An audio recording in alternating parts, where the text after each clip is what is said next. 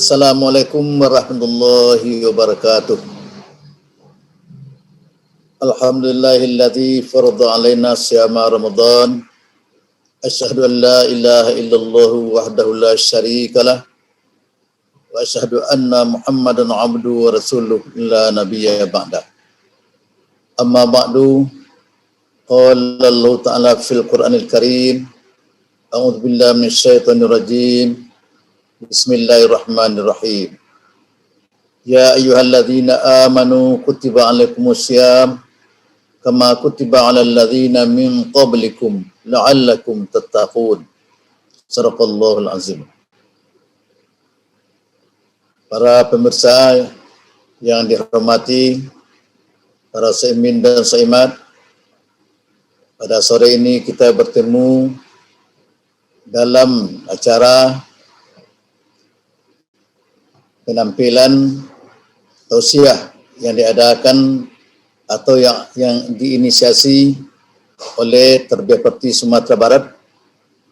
Maka pada saat ini judul yang diberi mana kepada kami adalah puasa ditinjau dari berbagai aspek.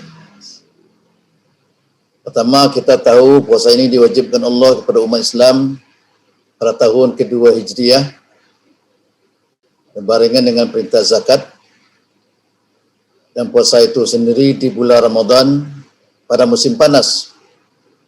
Ramadan itu bahasa Arab dari Ramadan yarmadu Ramadanat, artinya harun sadidun, sangat panas. Kenapa dinamakan bulan Ramadan? Karena pada puasa pertama diwajibkan Allah, diperintahkan kepada umat adalah pada musim panas. Karena di tanah Arab musimnya dua saja dan sangat ekstrim. Musim panas, panas benar. Musim dingin, dingin benar. Seperti yang dialami oleh jamaah haji dan oleh jamaah umrah kita. Maka pada Ramadan. Yang kedua, karena kerongkongan orang puasa, kerongkongannya karena tidak makan, tidak minum, tidak ada air yang lewat, tentu kering, rasa terbakar. Yang ketiga adalah Ramadan pembakar dosa. Sesuai dengan hadis yang populer itu. Untuk puasa hadisnya man shoma ramadhana imanan wa ihtisaban ghufira lahu ma taqaddama min dzambi. Sudah sangat populer hadis ini dan banyak dihafal oleh para jemaah. Siapa yang puasa bulan Ramadan dengan sempurna keimanan, keikhlasan, tidak ada faktor lain, akan diampuni dosanya yang berlalu. Jadi dibakar dosanya. So, tarawih hadis populer juga sudah hafal oleh kita semua. Maqama ramadhana imanan wa ihtisaban ghufira lahu ma taqaddama min dzambi. Siapa yang mendirikan atau qiyam Ramadan, tarawih witir dan rangkaiannya dengan sempurna iman dan keikhlasan, diampuni dosa yang berlalu. Ini pijakan pertama dulu. Kemudian puasa tersebut mempunyai hikmah dan pengaruh dari berbagai aspek. Baik aspek rohani, pembinaan mental spiritual, aspek sosial, kemasyarakatan, aspek akhlak atau moral, dan aspek kesehatan. Kita lihat masing-masing aspek tersebut. Pertama, aspek rohani, mental spiritual. Orang puasa, dengan puasa ini membuat orang menjadi jujur. As-shaumu amanah, wal yahfaz amanatahu. Puasa itu adalah satu amanah, hendaklah setiap orang menjaga, menjaga amanahnya. Kenapa amanah? Karena memang Allah memberikan kepercayaan kepada manusia untuk menahan diri dari makan dan minum dan yang membatalkan puasa. Orang lain tidak melihat, Allah yang melihat dan yang bersangkutan yang tahu. Andai kata orang puasa ingin khianat, biasa saja, tutup rumahnya, makan dia, minum dia. Kemudian ketika waktu berbuka nanti dia keluar pucat bibirnya seperti orang puasa pula dia. Malah lebih letih dari orang puasa penampilannya. Tapi karena amanahnya Allah, dia tidak akan membukakan puasanya. Kalau dia tidak amanah, bisa saja dia mandi, menyelam lama-lama, dia bisa minum segala macam. Tapi karena dia yakin ini dilihat Allah dan malaikat, maka amanah tersebut akan dipegangnya, akan dipertahankannya sampai waktu berbuka. Dengan didikan puasa ini, maka amanah-amanah lain pun perlu terbina lewat puasa ini. Kalau sudah bisa jujur lewat puasa ini, insya Allah manusia akan jujur dalam bidang-bidang yang lain. Apalagi akhir-akhir ini yang perlu mencari orang yang amanah dan jujur itu. Kalau orang pintar barangkali banyak, karena pendidikan sudah semakin banyak cabang-cabangnya, jurusannya, tingkatannya.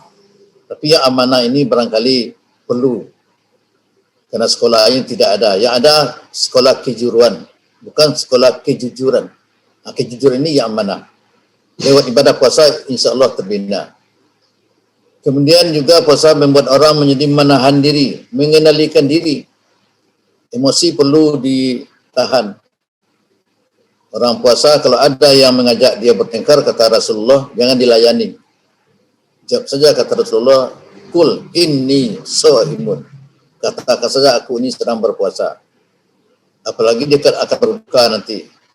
Ada orang yang barangkali yang ingin menyampaikan sesuatu yang kurang enak di diri kita, jangan dilayani. Sabar sampai berbuka. Mengenali diri. Malah dalam hadis lain, Nabi menyebutkan asyamu junnah. Puasa itu adalah perisai dinding. Dengan puasa ini banyak hal-hal lain yang bisa terhindar dari kita. Karena kita sedang menjalankan perintah Allah, Allah melihat, malaikat mencatat. Ini antara lain puasa ini. Yang disebut ibadah sirrun, ibadah yang dirahasiakan. Puasa tidak bisa diriakan, dipamerkan. Tapi kalau amal-amal yang lain, sedekah, salat, zakat, apalagi umrah dan haji, kalau kurang hati-hati bisa masuk di sana unsur riya, unsur sombong, unsur ta'ajub. Tapi puasa tidak ada orang yang ria. Masakan orang yang letih, tidak makan, tidak minum. Dia ria, dia sombong, tidak mungkin. Makanya perlu pembinaan lewat ibadah puasa ini. Selain itu juga puasa membuat orang menjadi disiplin. Jam berbuka, jam makan sahur, 1 detik pun, 1 menit pun jangan didahului. Kalau tidak pada waktunya. Makan sahur pun jangan dilewatkan kalau waktunya sudah habis. Memang ada sunat puasa itu 2, seperti yang kita pelajari selama ini. Pertama, sunat puasa adalah menyegerakan berbuka. Namun kita jangan salah paham. Bukan berarti dicepatkan berbuka sebelum waktunya. Tapi ketika waktu berbuka datang, kita jangan berlalai-lalai. Jangan bermain-main. Masih bermain, masih olahraga, masih main tenis, masih jalan-jalan, masih bersepeda. Pada waktu buka sudah datang, itu maksudnya. Itu berbuka dulu lah pada waktunya. Sangat disiplin sekali. Kemudian makan sahur juga sunat ditakhirkan, dilambatkan. Kita juga jangan salah pengertian. Bukan berarti sudah imsak ya, sudah berbunyi tanda-tanda imsak, kita masih makan, masih minum. Bukan itu maksudnya. Tapi mentakhirkan, kalau terlalu cepat makan sahur, umpamanya jam 11, pulang dari tarawih, atau jam 12, ilmu kesehatan, kalau kita makan jam 12 malam, nanti jam 12 siang sudah datang laparnya. Cepat sekali datangnya. Tapi kalau kita makan sahur jam 4:30, katakanlah begitu, kalau imsakianya jam 4:30 itu imsaknya, nanti sorenya jam 4:30 lebih kurang baru terasa lapar. Kan sedikit lagi kita menahan. Itu ditinjau dari segi kesehatan, daya tahan tubuh manusia terhadap lapar, haus. Kemudian karena waktu sangat terbatas, puasa juga ditinjau dari segi aspek sosial. Orang puasa tidak makan, tidak minum, tidak merokok, dan yang lain-lain. Katakanlah 1 hari lebih kurang, lebih dari 12 jam sebenarnya itu. Tapi makanan masih ada di rumahnya, minum masih ada, tapi ditahan. Barang ada yang akan dimakan, yang akan diminum, yang akan dinikmati, cuma ditahan. Ini membina jiwa kesetiakawanan sosial. Santun kepada fakir miskin. Fakir miskin berhari-hari tidak makan, tidak minum, bukan disengaja. Memang tidak ada yang akan dimakan. Memang tidak ada yang akan diminum. Memang tidak ada yang akan dikonsumsinya. Kita ada, tapi ditahan. Jadi merasakan itu. Karena itu Nabi mengatakan memberi perbukaan kepada orang puasa itu pahalanya 2 kali lipat. Maksudnya orang puasa tidak rusak puasanya, kita pun dapat. fattara sha'iman kana lahu mithlu ajri shaimi min ghairi ayyan kusa min ajri shaimi syai'un. Itu hadisnya agak panjang. Siapa yang membukakan puasa orang yang berpuasa, dia akan dapat pahala. Pahala orang puasa itu tidak rusak.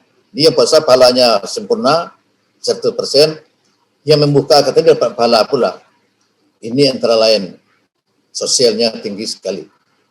Apalagi sekarang sudah ada dibudayakan takjil, menyiapkan di masjid-masjid, di musala-musala. Siapa saya yang berbuka di sana silakan saja. Musafir kah, orang-orang pasar kah, pemuda kah, siapapun boleh berbuka. Sebagian sudah diterapkan, terutama di masjid-masjid di kota-kota. Alhamdulillahirrahmanirrahim. Kemudian karena kita batasi, puasa juga membuat orang menjadi sehat. Sehat jasmani, sehat rohani. Hadisnya pendek sekali. Sumu tasihu. Puasalah kamu agar kamu menjadi sehat. Itu teorinya agama karena hadis Nabi. Kemudian bagaimana menjaga kesehatan tersebut? Diatur makan dan minum. Sehingga dalam Quran disebut kulu wasrabu wala tusrifu. Makanlah kamu, minumlah kamu, jangan berlebih-lebihan. Dalam hadis lain Nabi mengatakan, aku tidak makan sebelum aku lapar dan aku berhenti sebelum aku kenyang. Ini berarti waktu berbuka tersebut tidak dilepaskan semuanya. Karena dalam kehidupan Nabi Muhammad dan ditemui dalam beberapa hadis, berbuka itu dengan yang manis-manis tapi tidak dimasak dengan api. Kalau di Mekah itu kurma yang masih muda. Kalau kita bisa dengan jeruk, dengan limau manis, dengan cemangka dan sebagainya. Tidak banyak juga. Setelah itu baru tunaikan salat.